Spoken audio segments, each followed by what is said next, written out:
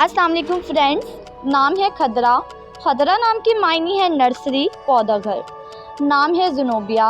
जुनूबिया नाम के मायनी है पानी, आब। नाम है खशार।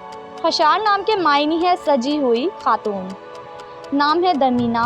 दमीना नाम के मायनी है अमीर, कबीर और दौलतमंद। दरसमीन नाम के मायनी है बहुत ज़्यादा कीमती।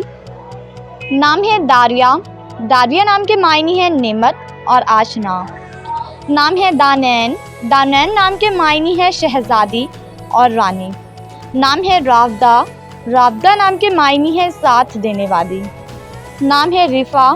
रिफ़ा नाम के मायनी है रहीम, मेहरबान। नाम है दमामा। दमामा नाम के मायनी है नज़ारा। नाम है रिफ़्का। रिफ़्का नाम के मायनी है मुबारकबाद, खुशखबरी। नाम है हमादा। हमादा नाम के मायनी है हमद करने वाली। नाम है हरम। हरम नाम के मायनी है नेक औरत, परहेजगार। नाम है हलीमा। मायनी है हजूर की दाई का नाम। नाम है हरीम। हरीम नाम के मायनी है काबिल एहतराम, सबसे आगे। नाम है हमामा। हमामा नाम के मायनी है खूबसूरत, हसीन। नाम है हफीदा।